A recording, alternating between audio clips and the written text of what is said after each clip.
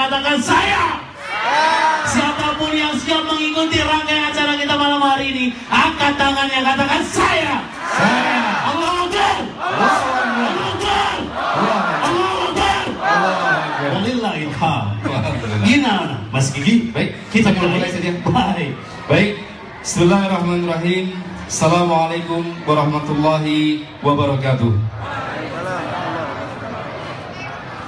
Kita ulangi lagi, kurang semangat ya. Assalamualaikum warahmatullahi wabarakatuh.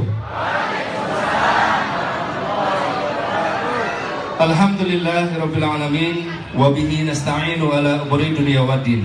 Asyhadu an la ilaha illallah wahdahu la syarikalah wa asyhadu anna Muhammadan abduhu wa rasuluhu la nabiyya ba'dah, amma ba'du. Segala puji bagi Allah yang telah berkenan mengizinkan kita untuk berkumpul di tempat hari ini. Dari Agung Room, Inna Grand Bali Beach, Sanur Bali. Malam hari ini Allah izinkan kita bertatap muka, bermuajahah, bersilaturahim dan melepas rindu kita di malam hari ini. Dalam rangkaian acara ya, halal bihalal DPPKS Bali. Bapak Ibu sekalian, salawat serta salam jangan lupa kita aturkan kepada Rasulullah Muhammad SAW. Mudah-mudahan apa yang kita laksanakan di malam hari ini juga bagian dari upaya kita ittiba kepada beliau. Dan mudah-mudahan kelak di yaumil akhir Allah izinkan kita untuk berkumpul juga di majelisnya Rasulullah. Amin ya rabbal alamin. Bapak Ibu sekalian, dengan mengharap keberkahan dari Allah, mari sama-sama kita awali rangkaian acara kita di malam hari ini dengan sama-sama membaca basmalah. Bismillahirrahmanirrahim. Selanjutnya marilah kita simak pembacaan ayat suci Al-Quran yang insyaallah akan dibacakan oleh Ustadz Usmadi. Kepada beliau waktu dan tempat dipersilakan.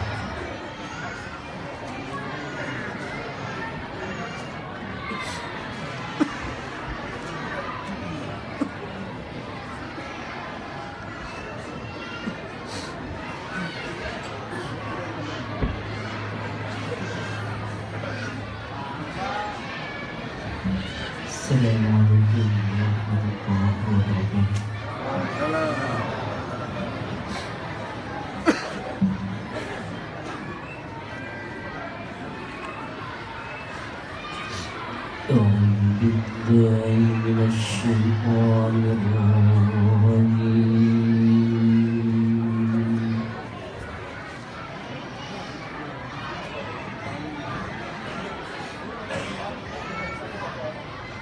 Bismillahirrahmanirrahim.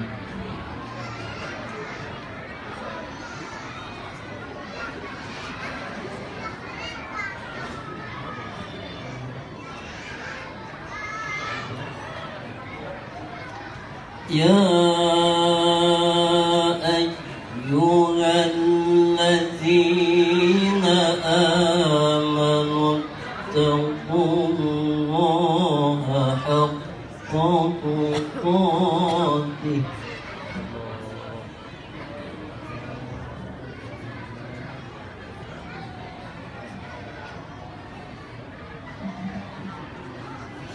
wa la tamutunna illa wa antum muslimun.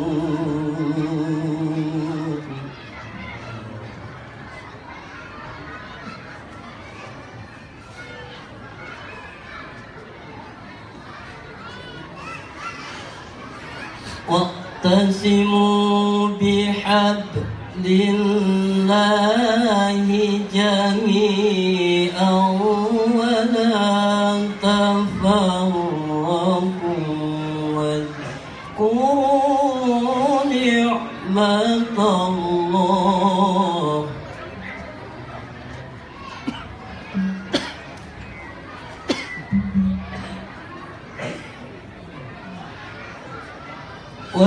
واذكروا نعمة الله عليكم إذ كنتم أعداء فألف بين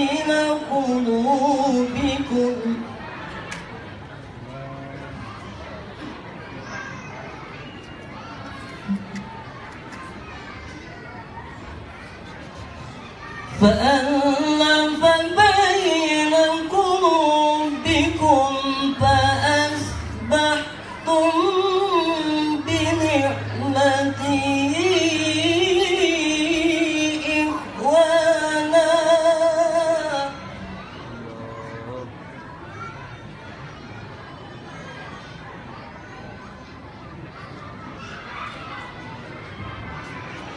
وكنتم على شفا حفرة من النار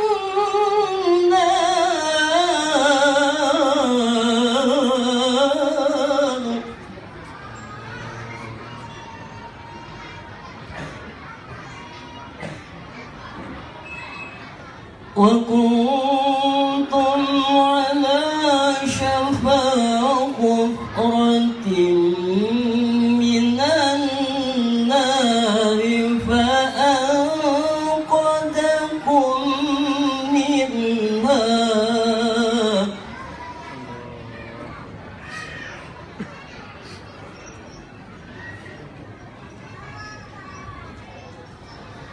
كذلك يبين الله لكم آياته لعلهم تهتدون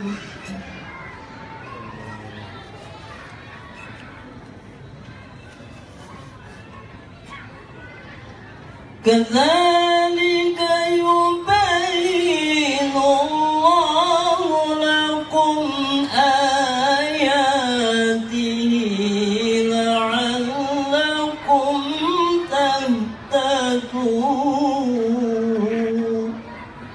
صدق الله العظيم.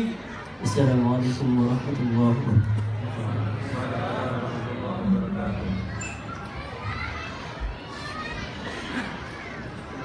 Sadaqallahul Adzim, Maha benar Allah dengan segala firman-Nya. Jazakumullahu khairan katsiran. Kami sampaikan kepada Ustadz Usmadi yang telah membacakan kepada kita ayat-ayat suci Al-Quran. Mudah-mudahan segala kebaikan bagi kita semua, baik yang mendengarkannya ataupun yang membacanya. Amin ya rabbal alamin. Hadirin sekalian, kami mengajak Anda semua untuk berdiri dan mengibarkan panci-panci kita. Kita sambut bersama. Inilah Ustadz Haji Muhammad Anis Mata LC. Kita sambut dengan gemuruh takbir kita. Allahu Akbar. Allahu Akbar. Allahu Akbar. Allahu Akbar. Allahu Akbar. Allahu Akbar. Allahu Akbar. Kibarkan panci-panci kita. Bendera Indonesia dengan bendera PKS. Kita sambut bersama seseorang yang sangat kita rindukan kehadirannya, sekarang sudah berada bersama kita di Agung Room in a Grand Bali Beach. Inilah Ustadz Anis Mata. Kami persilakan Ustadz Anis Mata untuk langsung naik ke atas panggung, didampingi oleh pengurus dari DPTW, juga dari pengurus MPW PKS Bali, DSW, juga dari DPTD PKS Bali. Saya persilakan untuk hadir di panggung.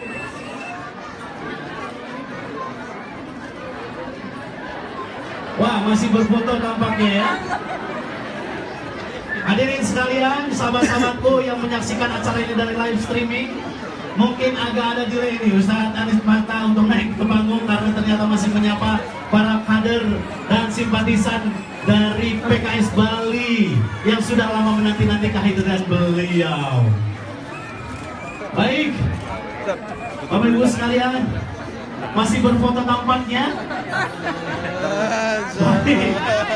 Mohon untuk panitia bisa dipercepat karena saat lagi kita akan bersama-sama menyanyikan lagu Indonesia Raya dan Mars Partai Keadilan Sejahtera. Silakan untuk semua pengurus DPTD untuk ikut bersama Ustadz Anis Mata untuk naik ke atas panggung. Kita semua berdiri dan sebentar lagi kita akan langsung menyanyikan lagu kebangsaan Republik Indonesia, Indonesia Raya. Persilakan untuk semua pengurus DPW, MPW, dan juga DPTW, juga didampingi oleh 9 ketua DPD PKS Kota dan Kabupaten Sebali. Untuk naik ke atas panggung bersama-sama, kita akan melantunkan bersama lagu kebangsaan Indonesia Raya.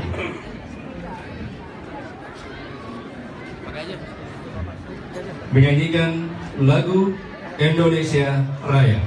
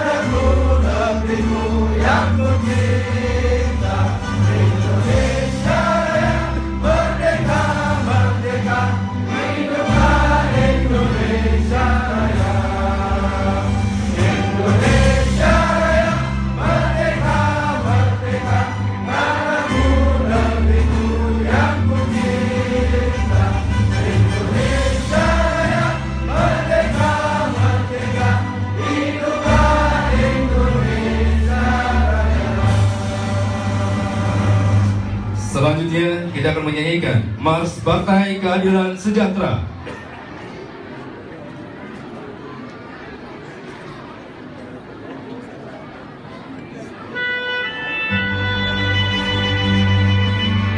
Lambaikan panci-panci kita semuanya. Kita keluarkan semangat kita. Kita menyanyikan Mars Partai Keadilan Sejahtera. Dengan penuh genggam gembira dan penuh semangat, Melepaskan semua kerinduan kita dan saling memberi maaf.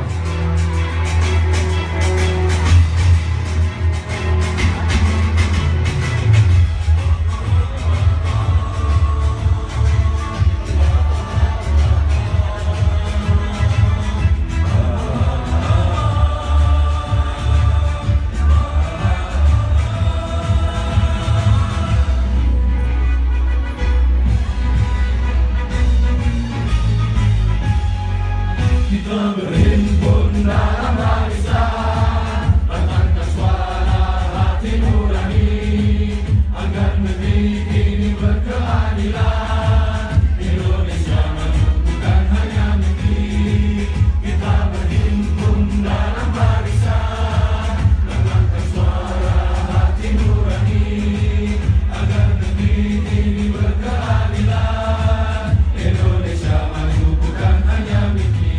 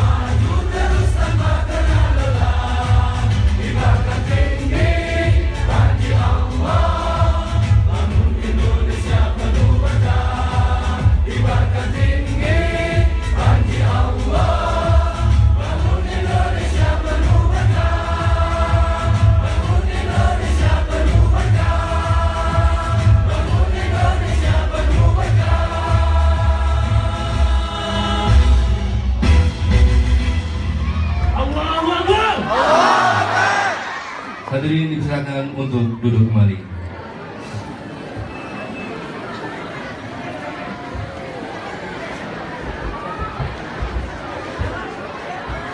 Wow. Bagaimana Bapak Ibu sekalian, para kader dan simpatisan PKS Provinsi Bali? Masihkah ada semangat itu di sini? Allahu Akbar. Bapak Ibu sekalian, berbahagia sekali malam hari ini kita bisa bertemu dan melepas rindu kita, berhalal bihalal bersama kader dan simpatisan se-Bali. Bahkan malam hari ini juga hadir dari NTB, dari NTT, bahkan dari pulau seberang, dari Saputan juga hadir bersama kita. Boleh kita gemuruhkan kembali takbir kita, Allahu Akbar. Bapak Ibu sekalian, merangkai acara kita berikutnya, mari kita khusyukkan sejenak hati kita. Kita tundukkan hati dan wajah kita untuk bersama-sama bermunajat kepada Allah Subhanahu wa Ta'ala dalam rangkaian acara kita di malam hari ini. Untuk itu, kami mohon kesediaannya kepada Ustadz Haji Nur Asyur Syatta untuk memandu doa kita di malam hari ini. Kepada Ustadz Nur Asyur, tafadhol masuk.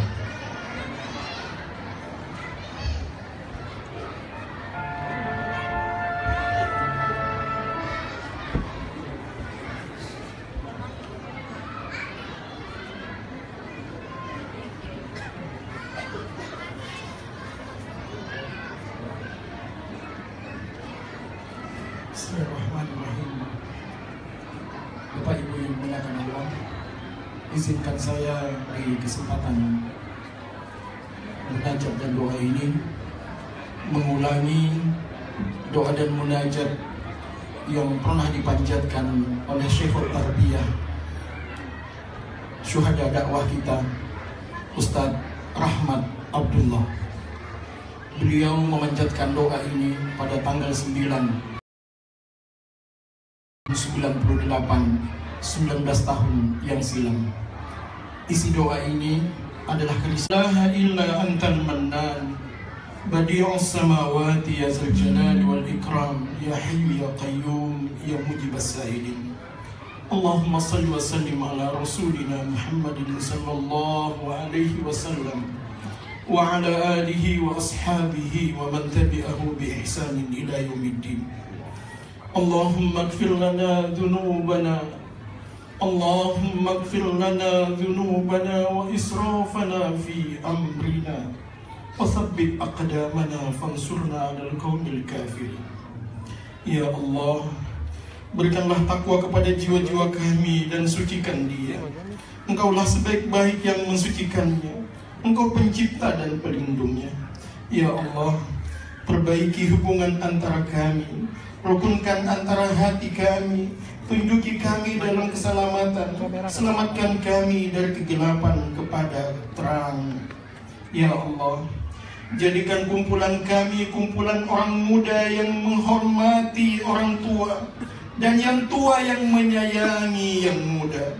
Ya Rabbana, jangan Engkau tanamkan di hati kami kesombongan dan kekerasan terhadap sesama. Bersihkan hati kami dari benih-benih perpecahan, pengkhianatan, dan kedengkian.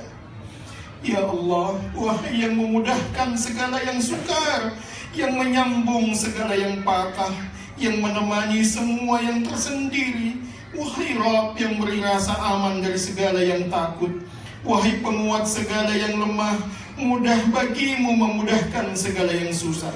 Hajat kami kepadamu amatlah banyak ya Rabbana. Engkau maha tahu dan melihatnya ya Allah, kami takut kepadamu. Selamatkan kami dari semua yang takut kepadamu. Selamatkan kami dari semua yang tak takut kepadamu. Ya Rabb, jaga kami dengan matamu yang tiada tidur. Lindungi kami dengan perlindunganmu yang tak tertembus. Ya Rabb, kasihi kami dengan kudrat kuasamu atas kami. Jangan binasakan kami karena Engkau harapan kami.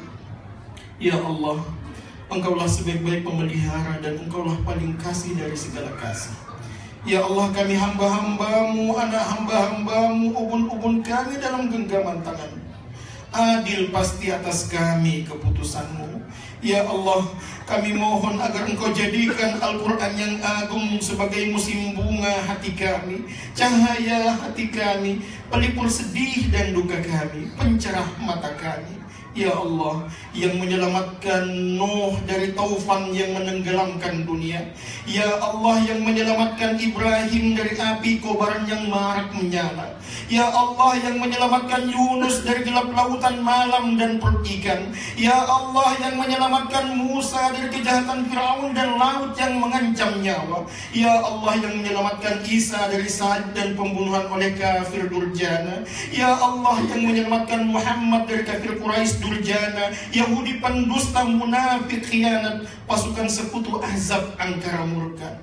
Ya Allah, yang mendengar rintihan hamba, yang menyambut si pendosa apabila kembali dengan taubatnya. Ya Allah, yang mengijabah hamba dalam bahaya dan melenyapkan prahara. Ya Allah, begitu pekat gelap keangkuhan, kerakusan dan dosa, begitu dahsyat badai kezaliman dan kebencian menenggelamkan dunia. Ya Allah, pengap kehidupan ini oleh kesombongan si durhaka yang membuatmu murka. Sementara kami lemah dan hina, berdosa dan tak berdaya. Ampuni kami yang angkuh karena dunia.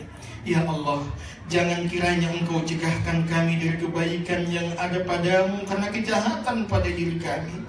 Ya Allah, ampunanmu lebih luas dari dosa-dosa kami, dan rahmat kasih sayangmu lebih kami harapkan daripada amal usaha kami sendiri. Ya Allah, lindungi kami di padang mahsyar nanti, saat para rakyat kecewa dengan para pemimpinnya yang memimpin dengan kejahilan dan hawa nafsu. Ya Allah, lindungi kami saat para pemimpin cuci tangan dan berlari dari tanggung jawabnya. Ya Rabb, berikan kami pemimpin berhati lembut bagai Nabi yang menangis dalam sujud malam tak henti menyebut kami, ummati, ummati, umatku, umatku.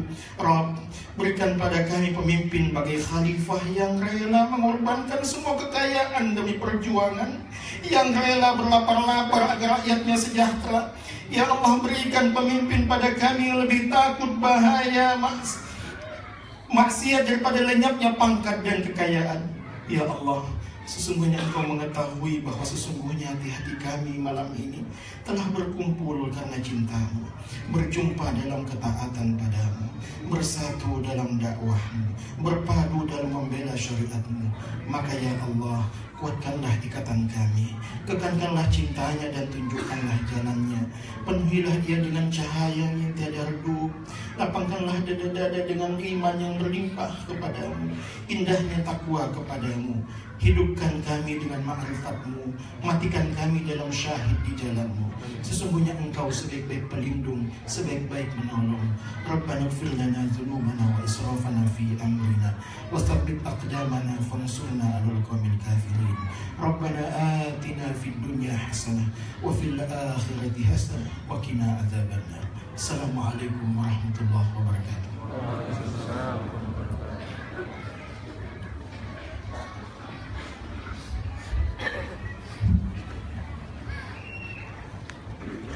Alhamdulillahirrabbilalamin. Mudah-mudahan Allah Subhanahu wa Ta'ala mengabulkan doa-doa kita semua. Jazakumullahu khairan katsiran kami sampaikan kepada guru dan ustadz kami, yaitu Ustadz Haji Nur Asyur, yang telah memimpin doa untuk kita semua.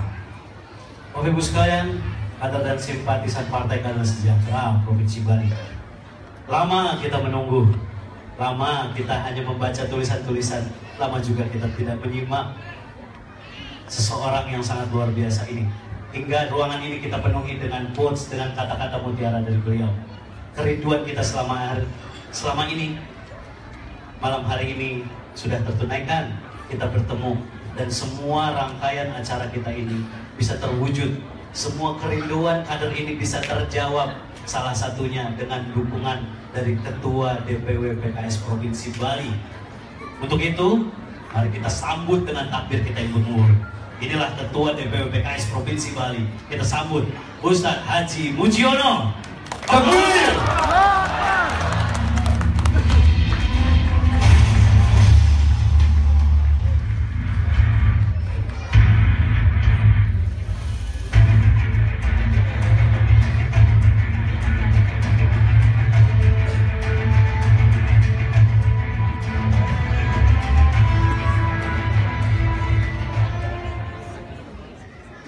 Assalamualaikum warahmatullahi wabarakatuh.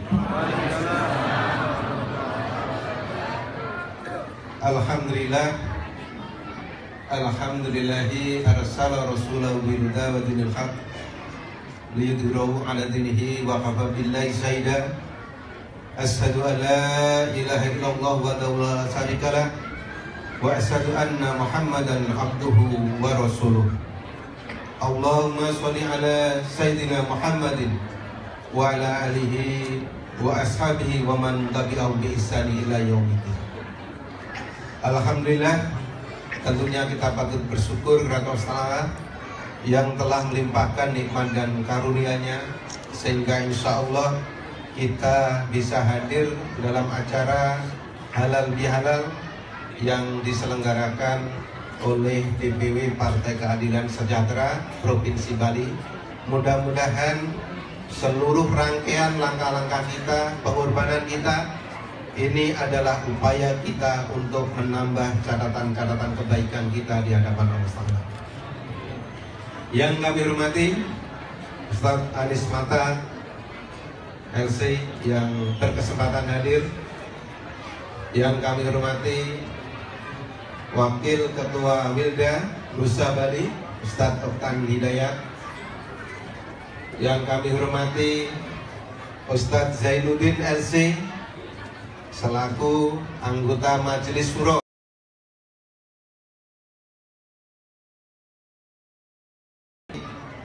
Ketua MPW Ustaz Gunawan Budi Raharjo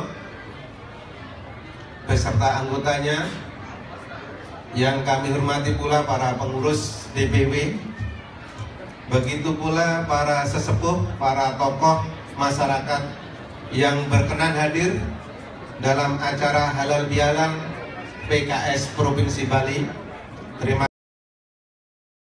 Dengan ujung timur, begitu pula ujung selatan sampai ujung utara, insya Allah semuanya hadir dalam kesempatan malam hari ini. Para kader dan simpatisan yang tentunya yang kami banggakan dan kami cintai, sekali lagi alhamdulillah, agenda acara kita ini adalah rangkaian Ansitoh Ramadan yang biasanya kita tutup dengan gongnya adalah acara halal bihalal. Malam hari ini adalah hari terakhir bulan Syawal bagi kita semuanya. Mudah-mudahan dengan agenda kita pada malam hari ini, mudah-mudahan seluruh kegiatan-kegiatan di Provinsi Bali insya Allah bisa kita laksanakan dengan sebaik-baiknya. Ada yang kelewatan, alhamdulillah kita juga dihadiri oleh Ketua DPW NTT.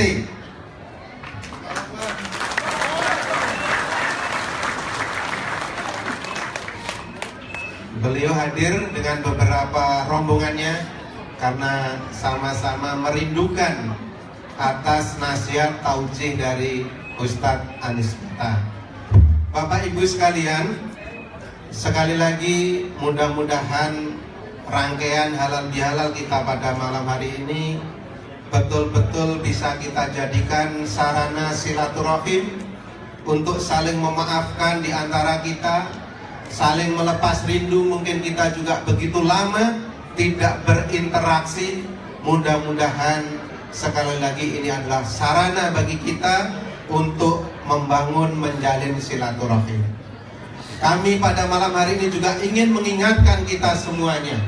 Insya Allah kita sadar bagaimana hiruk pikuknya kita di hotel ini pula pada tahun 2008. Tatkala kita membangun sebuah fondasi, sebuah keinginan bagaimana PKS bisa eksis, bisa menjaga eksistensi, martabat, harga diri umat Islam di Pulau Bali. Dan alhamdulillah dengan diselenggarakannya Rakornas yang pertama kali itu makin tinggi dan besar harapannya kepada PKS. Itu ditunjukkan dengan dukungan suara, termasuk lahirnya anggota legislatif kita yang tersebar di 3 kabupaten yang terletak di Provinsi Bali.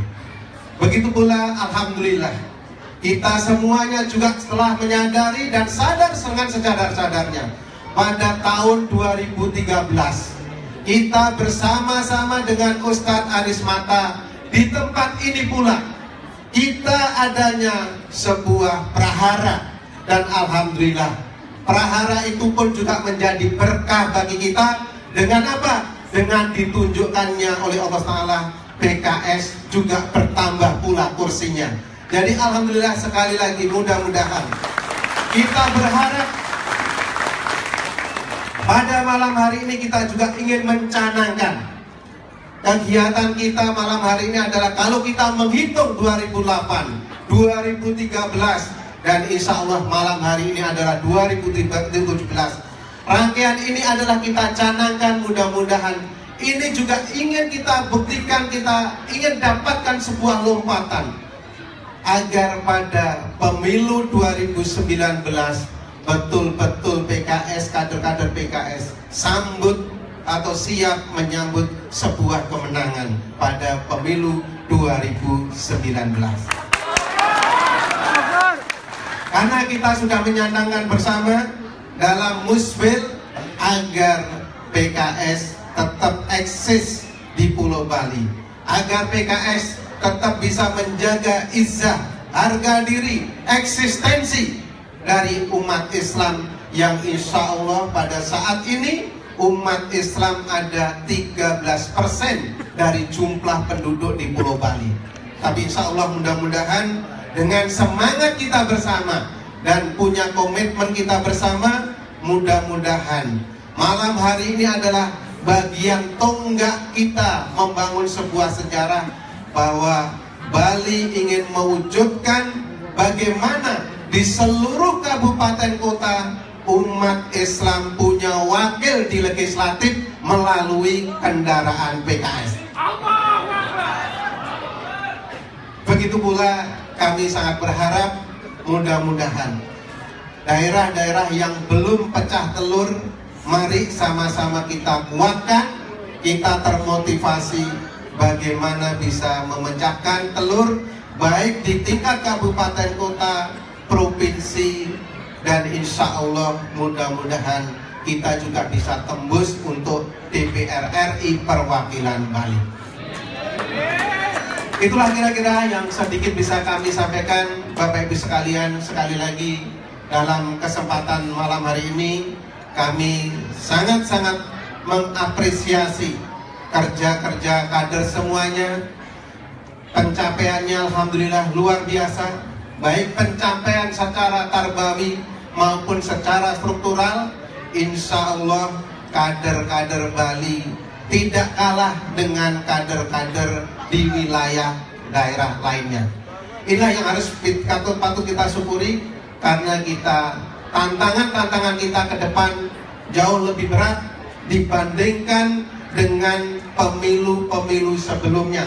Sekali lagi, dengan diketoknya undang-undang pemilu yang beberapa hari yang lalu, maka sekali lagi tantangan kita tentunya pada pemilu 2019 jauh lebih berat dibandingkan tahun pemilu sebelumnya. Tapi insya Allah dengan kerja-kerja nyata dan terkondisinya kader-kader di Pulau Bali, insya Allah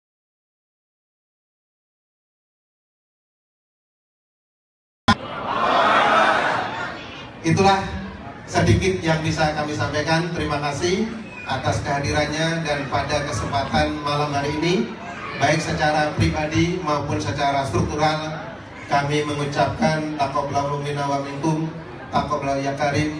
Semoga Allah menerima amal ibadah kita selama bulan Ramadan dan kita menjadi pemenang tentunya, yaitu menjadi ketakwaan kita kepada Allah Ta'ala lebih meningkat. Dan kami juga mohon maaf lahir batin apabila ada hal-hal yang kurang berkenan selama kita ini berinteraksi. Demikian, wabillahi taufiq wal hidayah. Assalamualaikum warahmatullahi wabarakatuh.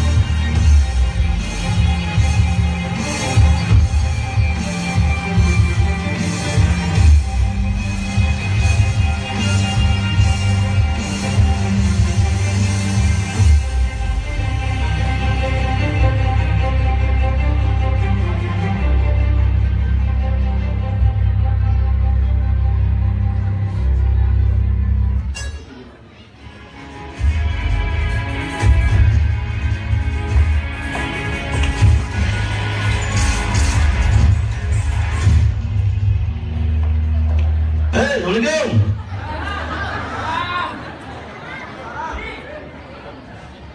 Kita bagi tugas, dengerin semua. Antum acara, perlengkapan, antum jemput Ustaz Anis. Konsumsi, antum hadona. Tak dulu bang, kok aneh hadona? Ada masalah? Kenapa nggak jemput Ustaz Anis? Antum mau jemput Ustaz Anis? Kan udah bilang dari kemarin, kita semua siap ditempatkan di mana aja. Jadi nggak usah ngeyel, antum mau ditempatkan di mana aja. Siap-siap aja kalau kayak gitu. Antum sih malas hafalan. Antum sih enak ngomong, antum jemput Ustaz Anis. Gimana kalau kita tugas-tugas? Ya nggak mungkin lah. Aneh keren, hafalan banyak lagi. Dia tuh bang, dia sombong tuh. Udah bang, cuekin aja. Abang tahu nggak? Aneh tuh cocoknya jadi MC. Itu jelas nggak mungkin. Woi. Udah, pokoknya antum hadona, oke? Antum acara, aneh nggak mau acara ini berantakan. Pokoknya semua tanggung jawab antum. Antum acara, antum hadona. Gak usah protes-protes lagi. Jelas kan? Antum ngerti nggak? Ini acara udah mepet ini, antum ngerti nggak? Antum hadona, gak usah banyak gaya. Iya bang, aneh hadona bang. Saya terima dah. Yelah, antum ngeributin apa sih? Aneh udah saya tampil nih. Emang mau nampilin apa? Antum sih gak pernah datang rapat. Loh, kan katanya ada teater. Aneh udah siap-siap nih. Memang kapan kita pernah bahas tentang penampilan teater? Ya kan nggak ada. Kan emang nggak pernah kita bahas. Gak ada yang tahu kan? Antum dengar nggak? Seenak itu untuk minta maaf. Allah aja maaf bang. Bener nggak guys? Oke. Dengerin. Yang mau datang ini Ustadz Anis. Ini acara besar, halal bihalal. Fokus. Yang hadir ini sebalik. Bahkan akan ada yang datang juga dari NTB dan NTT. Makanya kita semua perlu komplit, nyiapin semua energi kita, nyiapin semua keikhlasan kita supaya acara ini lancar, sukses, dan berkah buat kita semua.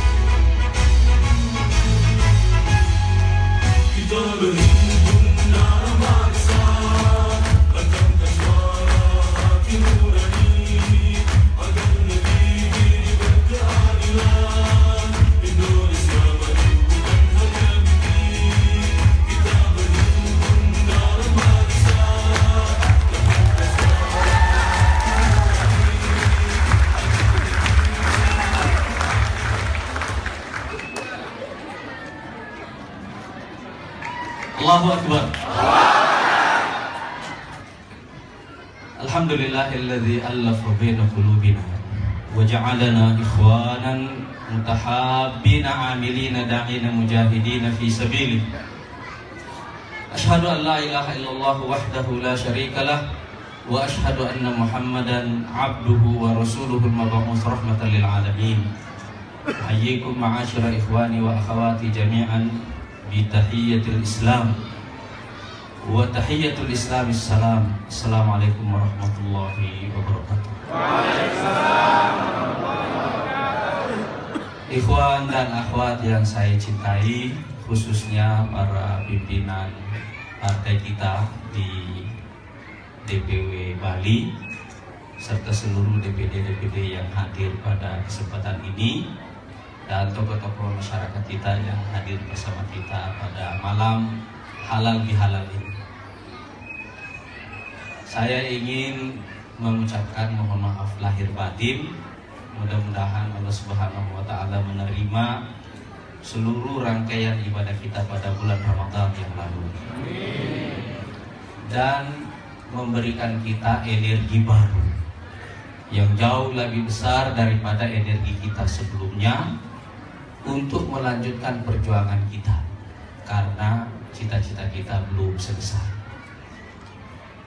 Aidukum mubarak, aidukum sa'id, taqabbalallahu minna wa minkum, ja'alanallahu jami'an minal a'idin wal faizin, wa a'adahu alaina bil amni wal iman wal izzati wal karamah wan nasril muazzari biiznihi ta'ala wa huwa arhamur rahim.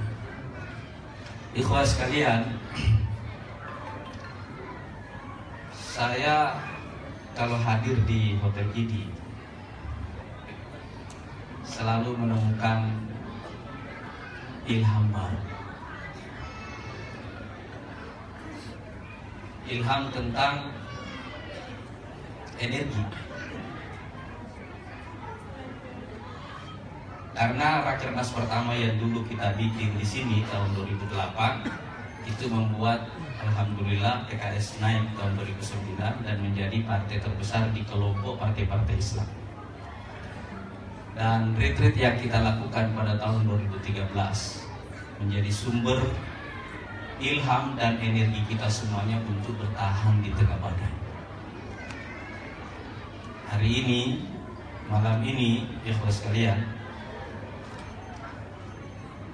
saya ingin bicara tentang bagaimana kita melakukan perubahan-perubahan besar dalam sejarah. Saya ingin memulai tema ini dengan sebuah pertanyaan.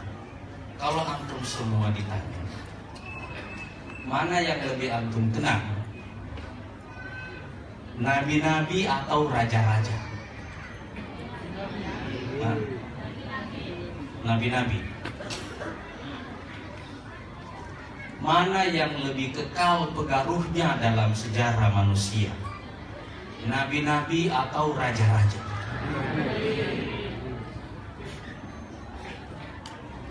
Itu sebabnya pada tahun 2008 yang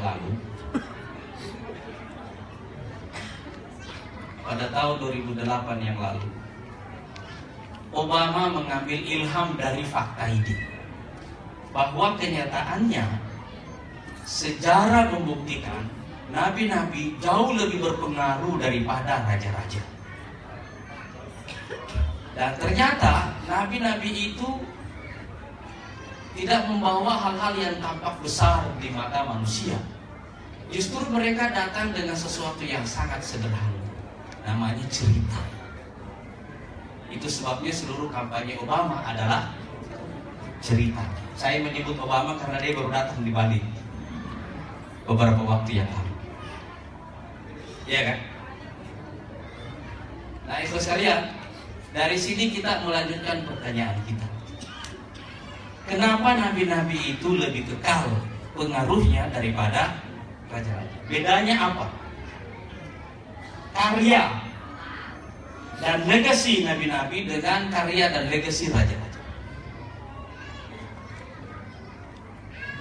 Faktor pembeda yang paling fundamental ikhwan sekalian adalah bahwa kerja nabi-nabi itu terus berkembang dan tidak pernah berhenti berkembang. Terus bertumbuh dan tidak pernah berhenti bertumbuh. Kerja raja-raja itu bertumbuh lalu berhenti, lalu hilang. Itu sebabnya kita melupakannya. Kenapa kita mengingat Nabi Ibrahim?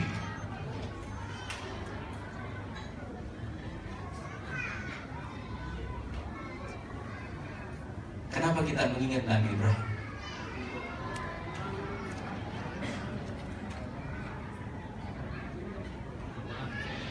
Beliau dibawa ke satu lembah yang tidak ada penghuninya. Segala hal yang tidak masuk akal dalam nalar manusia, itulah yang diperintahkan kepada beliau. Dari Syam beliau berjalan ke Jazirah, membawa anak dan istri, anak yang baru lahir, yaitu Ismail. Ya kan? Begitu sampai di sana, beliau disuruh meninggalkan tempat itu beserta istri dan anaknya. Perintah kesananya tidak masuk akal, perintah meninggalkan istri dan anak di sana jauh lebih tidak masuk akal. Kalau kita pakai pendekatan human right, kita akan bilang ini apa namanya ini? Hah? Ini pelanggaran HAM. Iya kan?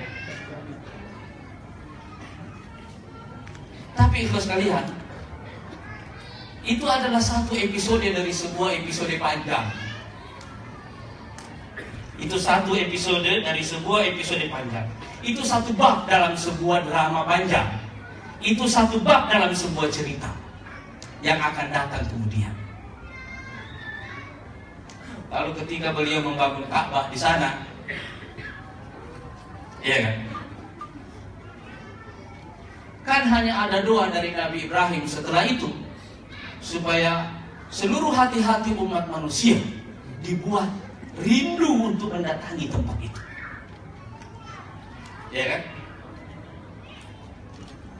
Berapa jarak antara doa Nabi Ibrahim itu sampai hari ini kita menyaksikan berapa juta orang yang pergi haji setiap tahun dan berapa juta orang yang pergi umrah setiap waktu. Ya. Itu adalah drama yang tidak pernah selesai. Itu adalah cerita tentang pertumbuhan yang tidak pernah berhenti. Ya kan? Sekarang antum lihat orang-orang dari seluruh pelosok Indonesia ini di kampung-kampung, bukan orang kaya. Mereka menabung bertahun-tahun supaya bisa pergi haji. Bukankah peristiwa haji itu adalah peristiwa mobilisasi global terbesar sampai saat ini? Seandainya pergi haji itu adalah perintah negara, perintah raja, kira-kira jumlahnya akan seperti itu enggak? Hah? Kira-kira jumlahnya akan seperti itu enggak? Itulah rahasianya. Itulah rahasia. Itu sebabnya pengaruh nabi-nabi jauh lebih kekal daripada pengaruh raja-raja. Dan kalau kita ingin mencari teori tentang perubahan sosial, bagaimana kita menciptakan perubahan-perubahan sosial yang besar, belajarlah dari fakta ini. Belajarlah dari fakta ini. Apa yang membuatnya berbeda, ya sekalian? Apa yang membuatnya berbeda? Kenapa misalnya komunis itu hanya bertahan 70 tahun? Sebuah revolusi yang gegap gempita, sempat sebentar menjadi imperium global, menang di Perang Dunia Kedua. Dimulai dari revolusi tahun 1917, lalu menang di Perang Dunia Kedua, terus menjadi kekuatan utama, satu dari dua kekuatan utama pada era Perang Dingin, lalu tiba-tiba hilang. Ya kan? Kita semua menghadapi pertanyaan yang sama. Dan saat ini kita juga menyaksikan apa yang sedang dialami oleh, apa yang telah dialami oleh komunis itu juga akan dialami oleh lawannya pada era Perang Dingin itu. Sekarang dan di waktu-waktu yang akan datang, mereka menjalani takdir yang sama. Jadi ikhwas sekalian, saya ingin kembali kepada pertanyaan besar itu.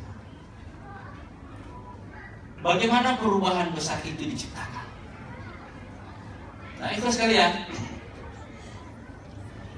pertama-tama ikhwas sekalian, setiap perubahan besar dalam sejarah itu membutuhkan energi jiwa yang juga besar. Dan hanya agama yang bisa memberikan energi jiwa itu bagi manusia. Tidak ada kekuatan lain di dunia ini selain agama, ideologi lain di dunia ini selain agama yang bisa memberikan orang energi yang besar untuk melakukan perubahan-perubahan besar itu.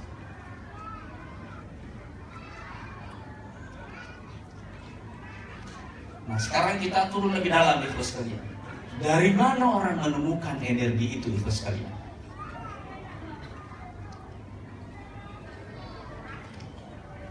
Allah Subhanahu wa taala mengatakan, innallaha la yughayyiru ma biqaumin hatta yughayyiru ma bi anfusihim. Perhatikan kalimatnya itu sekalian, kalimat-kalimat dalam ayat ini. Innallaha la yughayyiru, sesungguhnya Allah tidak akan merubah keadaan suatu kaum, ma biqaumin, ma apa yang ada biqaumin dalam satu komunitas, dalam satu umat. Tapi perhatikan kata umatnya, kata kelompoknya, kata komunitasnya menggunakan kata tunggal yang berarti jamak, yaitu kaum, ya kan? Hatta yughayyiru ma bi anfusihim. Hatta itu dalam tata bahasa Arab ini syarat. Sampai mereka mengubah. Jadi perhatikan, biasanya seharusnya di dalam ayat ini dia mengatakan hatta yughayyiru ma bihim. Dia menggunakan kata ganti dari kata kaum. Tetapi Allah menggunakan kata anfus, kata jamak dari nafas yang artinya diri.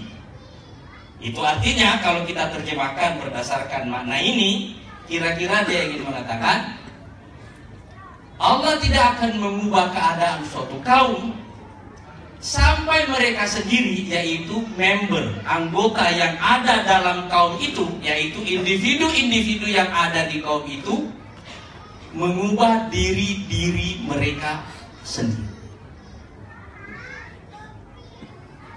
Nah, ikhwas sekalian, yang membedakan agama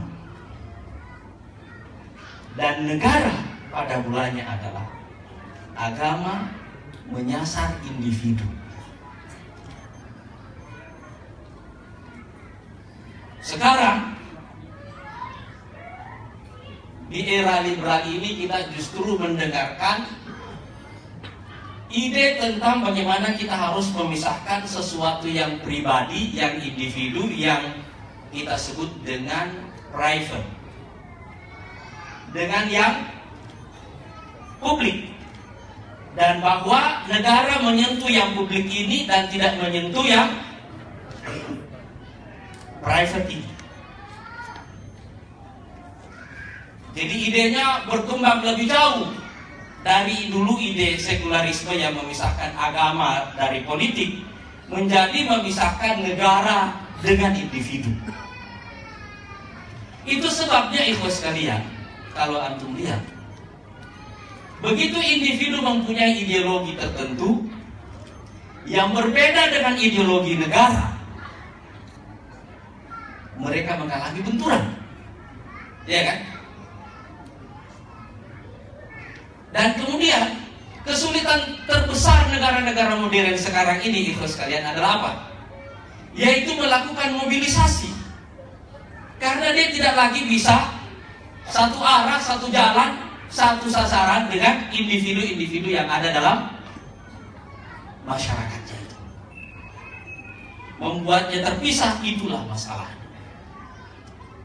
Dari awal Islam itu justru menyasar individu.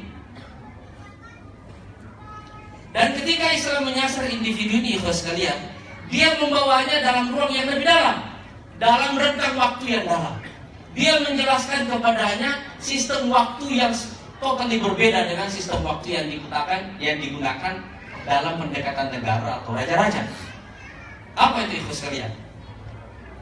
Agama menjelaskan kepada kita roadmap hidup kita dari A sampai Z, ya kan? Dan bahwa hidup di dunia ini adalah hanya satu bab dari sekian rangkaian hidup yang lainnya nanti yang tidak ada di dunia ini, ya kan? Dan dengan begitu saja, ikhwas sekalian, sistem waktu kita sudah berbeda dari awalnya, ya kan? Sistem waktu kita sudah berbeda dari awalnya. Mengapa ini dibawa berbeda, ikhwas sekalian? Nanti ini ada ujungnya, bahwa di ujung kehidupan ini yang kita sebut dengan akhirat ini, orang-orang tidak datang sebagai kelompok, tapi orang-orang datang sebagai individu. Dan karena itu basis pertanggungjawaban orang itu adalah individu dan bukan kelompok. Waqifuhum innahum mas'ulun. Perhatikan ikhlas sekalian. Hentikan mereka, kata Allah Subhanahu wa taala. Innahum mas'ulun, semua mereka akan kita mintai pertanggungjawaban. Dulu ulama-ulama salaf kita ikhlas sekalian, sebagian waktu membaca ayat ini itu pingsan. Begitu mereka membaca makna pertanggungjawaban. Sekarang coba kita lihat ikhlas sekalian, bagaimana makna pertanggungjawaban individu ini dalam pengelolaan negara. Waktu rumah Utsman radhiyallahu anhu dikepung oleh para pemberontak,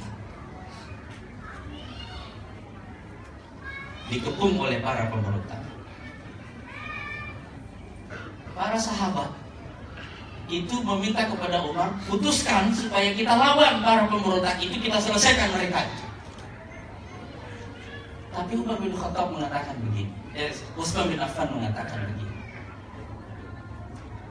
mereka ini datang sebagai tukang protes, demo. Tujuannya ada jahatnya, jelas kelihatan. Tapi saya punya masalah lain, kata Utsman bin Affan. Jika kita membunuh mereka ini semuanya, dan itu bisa kita lakukan, tapi ternyata di akhirat nanti mereka yang benar, bagaimana saya bertanggung jawab di depan Allah Subhanahu wa taala? Tapi kalau kenyataannya mereka membunuh saya, lalu di akhirat nanti saya yang benar, gampang bagi saya memaafkan mereka. Perhatikan.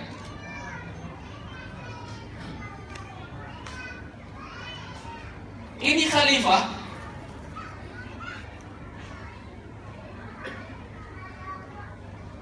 yang menaklukkan begitu banyak wilayah setelah Umar bin Khattab.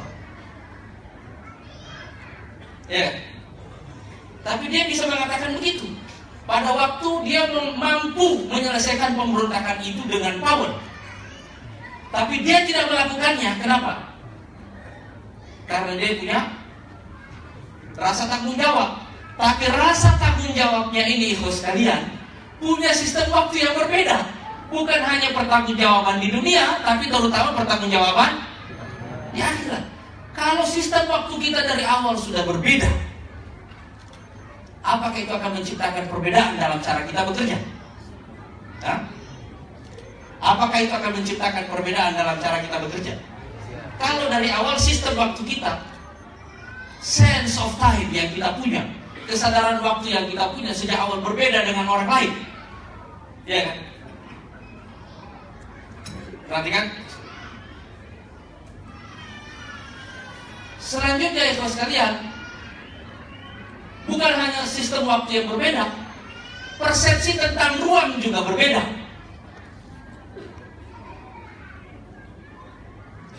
Begitu Allah Subhanahu wa taala mengatakan bahwa kami mengutus untuk seluruh umat manusia. Perhatikan. Dan kami ingin menjadikanmu sebagai khalifah di muka bumi. Itu artinya apa itu sekalian? Itu masalah space, masalah ruang. Bahwa jika kita ingin menggabungkan seluruh manusia, kita ingin mengelola planet ini secara keseluruhan, itu artinya itu sekalian, ruang kita ini bukan Bali saja, bukan Indonesia saja, tapi seluruh planet ini. Itu ada ruang kita. Ruang di mana kita bekerja. Bayangkan ikhlas sekalian, ayat ini diturunkan ketika mereka tidak punya sarana telekomunikasi dan transportasi yang memungkinkan mereka saling bersentuhan dengan wilayah lain yang luas. Tapi Allah Subhanahu wa taala sudah memerintahkan mereka dari awal, fasiru fil ardh, berjalanlah di muka bumi. Begitu persepsi kita tentang space ini berbeda ikhlas sekalian. Itu apa implikasinya ikhlas sekalian? Implikasinya salah satunya adalah pada budaya. Bahwa dengan demikian seluruh manusia akan kita sentuh, akan kita sasar. Dan karena itu seluruh budaya juga akan kita sasar. Dan karena itu kita ingin menyatukan seluruh etnis, seluruh budaya ini dalam satu ruang pergaulan yang berbeda sama sekali dengan sebelumnya. Kalau ruang kita adalah bumi, ibu sekalian, ya kan? Dan rentang waktu kita seperti itu, apa implikasi selanjutnya, ibu sekalian? Ajaran-ajaran yang kita buat, mestilah ajaran yang daya tahannya tembus waktu, tembus ruang. Dia tidak boleh cocok di satu tempat, tidak cocok di tempat lain. Dia tidak boleh hanya cocok di satu zaman dan tidak relevan di zaman yang lain. Dengan cara pandang seperti ini dari awal, ikhwas sekalian, dalam persepsi seperti ini dari awal, maka seluruh ajaran yang dibawa oleh agama ini dari awalnya itu adalah hanya berujung pada satu kata, maslahat kemanusiaan. Saya mulai kembali. Seluruh ajaran yang dibawa oleh agama ini akhirnya berujung dalam satu kata, maslahat kemanusiaan. Di mana ada maslahat, di situ ada agama ini. Dan karena itu, ikhwas sekalian, sejarah perubahan itu adalah bukan sejarah individu terutama. Individu datang dan pergi. Tapi sejarah perubahan itu adalah sejarah kita semuanya. Dan dengan cara pandang seperti itulah antum lihat bahwa perubahan yang terjadi di dalam sejarah sejak Islam datang ini, sejak agama-agama ini diturunkan, secara perlahan-lahan terus-menerus mendominasi perbincangan umat manusia. Sekarang kalau kita tanya, apa sih tema yang paling banyak diperbincangkan oleh manusia sampai sekarang? Akhirnya adalah agama. Ya kan? Akhirnya adalah agama. Itu tema yang akhirnya terus-menerus jadi perbincangan manusia sepanjang sejarah. Dan salah satu yang paling mengkhawatirkan Barat sekarang ini adalah cerita ini kembali. Bahwa cerita tentang agama ini akan kembali mendominasi perbincangan seluruh umat manusia. Itu yang mereka khawatirkan. Dan dengan demikian agama ini begitu datang memberikan energi yang besar, dengan rentang waktu seperti itu, ruang seperti itu, fleksibilitas dalam ajaran-ajarannya yang seperti itu karena basisnya adalah maslahat kepentingan manusia seluruhnya. Antum perhatikan, inilah semua yang menjawab rahasia besar mengapa nabi-nabi lebih kita kenang daripada raja-raja. Kita boleh menang dalam pemilu, punya banyak kursi di parlemen, punya banyak menteri di kabinet, tapi itu tidak akan menjadi cerita yang abadi kecuali kalau dia merupakan rangkaian besar dari cerita besar ini. Itu yang akan membuatnya abadi. Seandainya tidak, itu tidak akan menjadi cerita yang abadi.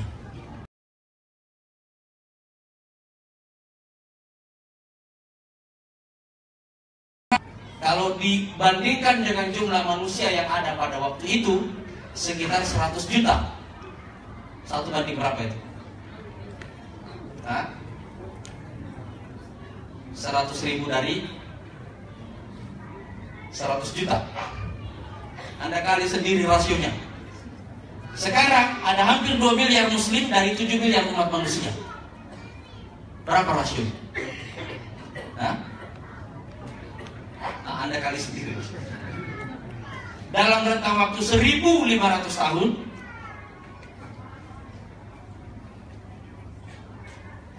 perhatikan rasio ini, pertumbuhannya. Nabinya sudah tidak ada, tapi umatnya terus bertambah. Karena apa yang dibawa oleh Nabi ini tembus ruang, tembus waktu. Makanya tidak akan ada yang mengalahkan agama dalam cara menciptakan perubahan-perubahan sosial yang besar. Nah, ikhlas sekalian, karena agama ini seperti yang saya katakan, seluruh ajarannya ujungnya adalah satu kata itu tadi, maslahat manusia. Makanya Ibnu Taimiyah mengatakan, Di mana ada maslahat, disitulah ada syariat. Inti dari seluruh maslahat ini adalah menciptakan apa yang disebut dengan al-hayat thayyibah, kehidupan yang baik.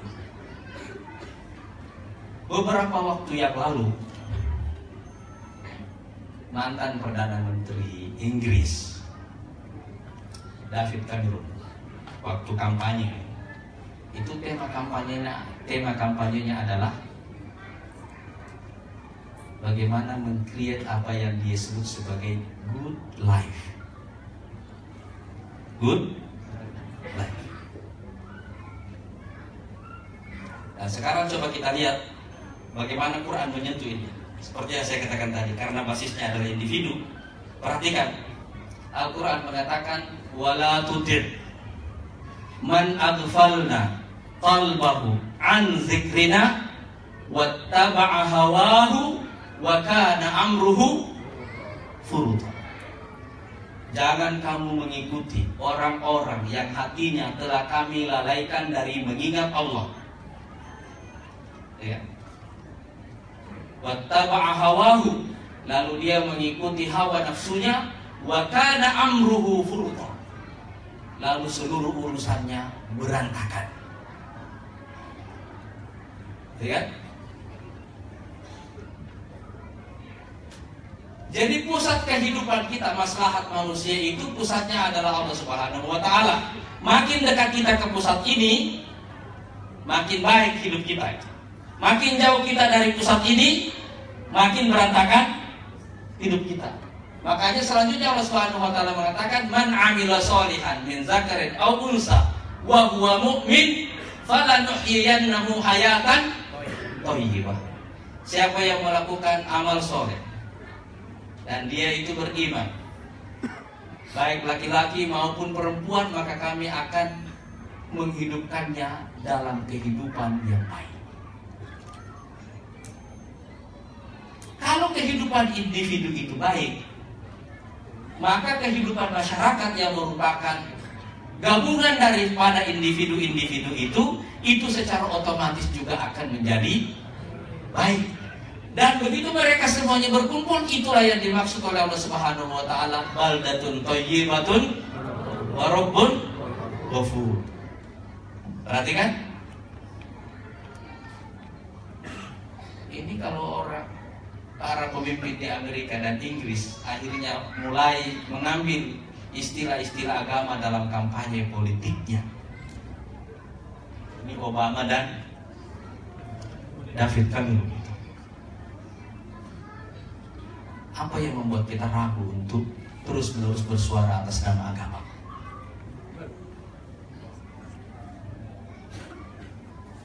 Karena di situ dia bertemu. Akhirnya pada dasarnya negara dan agama itu punya tujuan yang sama, yaitu menciptakan kehidupan yang baik. Caranya lah yang sebagiannya berbeda. Caranya yang sebagiannya berbeda. Tapi ikhlas sekalian,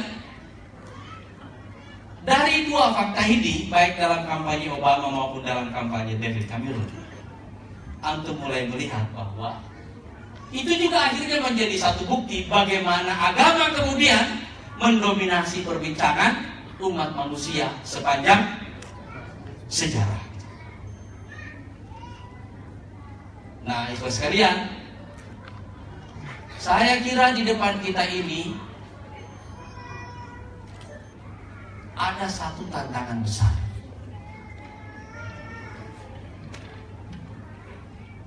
yaitu krisis yang menimpa sistem global sekarang. Dan karena itu ikhlas sekalian, kalau antum rutin mengikuti berita-berita di media-media internasional, di CNN, di BBC, di France 24, di Russia Today, di Al Jazeera, kalau antum mengikuti itu berita-berita di situ dengan baik, antum akan menyaksikan bahwa umat manusia sekarang ini sedang berjalan kepada satu titik di mana akan terjadi ledakan besar, benturan besar. faktornya bukan agama. Tetapi karena sistem yang mengatur manusia sekarang ini mulai tidak relevan. Dan tidak ada lagi sumber ilham baru bagi manusia untuk menyelesaikan masalah-masalah yang sedang mereka hadapi itu. Itu sebabnya ikhlas sekalian, kita semuanya punya, sekali lagi, kita semuanya punya tanggung jawab besar dalam sejarah bahwa orang-orang ini sedang menghadapi krisis dan mereka sedang menunggu ada orang yang datang membawa solusi. Ada orang yang datang membawa solusi. Tadi di Jawa Timur saya menyampaikan, sebagian dari yang saya sampaikan itu adalah mengapa para nabi-nabi itu efektif dalam kehidupan mereka dalam menciptakan perubahan. Sebagian dari caranya adalah karena mereka menghadirkan agama sebagai solusi atas masalah besar. Di zaman Nabi Musa ada masalah tirani yang menimpa Bani Israel. Musa datang memimpin perlawanan menghadapi tirani itu. Di zaman Nabi Yusuf ada krisis ekonomi. Nabi Yusuf datang dengan konsep baru menyelesaikan krisis ekonomi itu. Jadi begitu agama dihadirkan menyelesaikan masalah bersama umat manusia, ikhlas sekalian, antum lihat, dia menggabungkan antara apa yang kita sebut dengan nilai al-qiyam dengan al-maslahah, yaitu maslahah, kepentingan publik untuk menyelesaikan masalah itu. Begitu dia masuk ke sini, ikhlas sekalian, dia menjadi fenomena. Dia merubah jalan hidup manusia. Beginilah seharusnya kita sekarang ini menghadirkan agama dalam kehidupan manusia sekarang ini. Begitu seharusnya kita. Dan dengan cara seperti itu, insya Allah saya percaya bahwa kita akan bisa menjadi solusi bagi masa depan umat manusia. Nah, ikhlas sekalian, kalau kita ingin menjadi solusi bagi umat manusia, itu ikhlas sekalian, mari kita mulai abjad perubahan besar itu dalam kehidupan kita sebagai individu semua. Seperti yang saya katakan di awal tadi, bahwa setiap perubahan besar di dalam sejarah itu membutuhkan energi jiwa yang besar. Mereka-mereka yang punya energi jiwa yang besar, itulah yang akan menciptakan pengaruh di sekelilingnya. Agama itu lebih mementingkan pengaruh daripada sekedar pengendalian. Kita tidak berorientasi mengendalikan hidup orang, tetapi kita berorientasi mempengaruhi jalan hidup orang. Dan itu sekalian, jika antum semuanya mempunyai energi yang besar, antum semua punya energi yang besar, insya Allah aura dari energi antum itu akan mengubah orang-orang yang ada di sekeliling antum semuanya. Bagaimana caranya kita punya energi yang besar itu sekalian? Kumpulkan energi kecil-kecil di dalam diri kita, di dalam satu fokus. Teori dari tenaga dalam itu persis seperti ini. Ya. Jadi kalau kita ingin punya energi yang besar, ikhlas sekalian, hadirkan setiap saat cita-cita besar itu di kepala kita, dalam imajinasi kita. Perubahan besar yang ingin kita ciptakan itu, hadirkan dia sebagai imajinasi yang permanen, sebagai obsesi, dan kumpulkan seluruh energi kita kepada ini, kepada imajinasi besar itu tadi. Begitu seluruh energi kita terfokus kepada imajinasi besar itu, kepada obsesi besar itu tadi, ikhlas sekalian, antum akan melihat bahwa antum punya power yang tidak antum miliki sebelumnya di dalam diri antum sendiri. Karena energi kecil ini terkonsolidasi di dalam diri kita. Jangan pernah terlibat dalam konflik-konflik kecil yang tidak ada gunanya, tidak produktif. Jangan buang waktu dalam hal-hal yang tidak ada efek produktivitasnya. Kalau antum ngobrol, perhatikan, begitu obrolan sudah mulai tidak terarah, tinggalkan obrolan itu. Tinggalkan obrolan itu. Karena itu antum membuang energi yang percuma. Ya kan? Sekarang antum perhatikan obrolan antum di WA semuanya. Berapa banyak yang berhubungan dengan imajinasi besar itu? Hah? Berapa banyak yang berhubungan dengan imajinasi besar itu? Sedikit sekali. Itu sebabnya ikhwas sekalian, nafas kita selalu pendek karena kita pakai buat yang lain-lain. Iya kan? Begitu kita mulai kerja serius, energi kita sudah habis duluan karena kita pakai untuk hal-hal yang tidak produktif. Dan orang kalau imajinasi besarnya itu selalu ada di kepalanya, ikhwas sekalian. Dan ini salah satu cara kalau antum ingin melatih. Bagaimana kita fokus dengan pikiran seperti itu. Duduklah di tengah keributan, di tempat yang gaduh, tapi antum tidak mendengarkan kegaduhan itu. Hah? Antum tidak mendengar kegaduhan.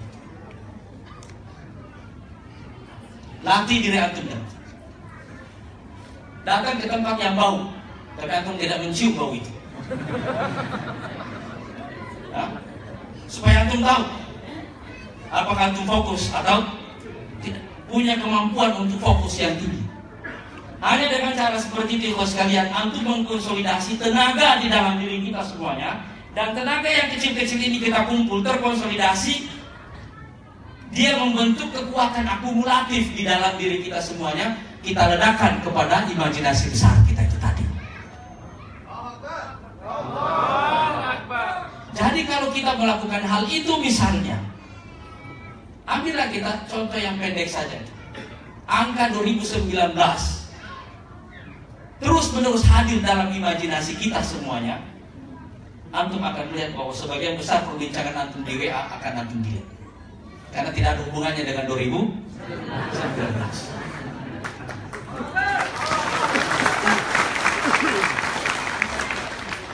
Antum akan melihat sebagian besar orang yang antum temui setiap hari tidak ada hubungannya dengan 2019. Antum akan melihat sebagian besar konflik-konflik antum tidak ada hubungannya dengan 2019. Itu artinya ya sekalian, tenaga antum terpencar kemana-mana, tidak ada fokusnya. Itu yang membuat kita tidak akan bisa mempengaruhi orang lain. Karena akhirnya kita tidak punya aura. Orang tidak melihat bahwa begitu bertemu dengan kita, orang tidak merasakan ada gelora. Ada sesuatu dalam sorot mata kita yang membuat orang itu dengan sendirinya terseret ke dalam mimpi besar kita itu. Seharusnya antum semuanya begitu mengumpulkan energinya dengan cara seperti itu, baru antum salaman dengan orang, orang sudah akan merasakan dia seperti terseret dalam pusaran baru itu.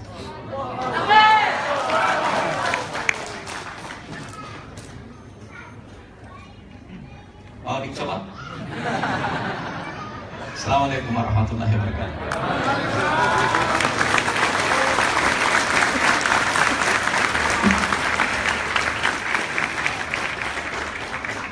Wow. Allah Akbar. Salah satu ciri khas Ustadz Anies Mata itu, pas kita lagi menikmati, pas sudah sampai puncaknya di closing sama beliau. Luar biasa. Baik, Bapak Ibu sekalian, berikutnya kita akan memanfaatkan kesempatan ini kayak mengundang untuk para tokoh untuk berfoto bersama juga, termasuk para rombongan boleh berdiri, kita abadikan kebersamaan kita sejenak. Ya, kita mengundang kepada Ustadz Rahel dari MUI, kemudian juga ada MUI Bandung. Ada bisa dibantu Ustadz Hilman ya. Ustadz Fauzi dan Ustadz Abdul Hakim, para undangan. Mohon kesediaannya untuk berfoto bersama dengan Bapak Ustadz Anies Mata. Termasuk rombongan dari DPP yang hadir bisa maju naik ke atas panggung, kita dokumentasikan bersama kebersamaan kita di malam hari ini. Dan kepada tim konstruksi, mohon untuk bisa mengklirkan area panggung. Saya akan mengundang para tokoh yang hadir, juga pengurus DPP yang hadir. Ustadz Syafan bisa naik ke panggung.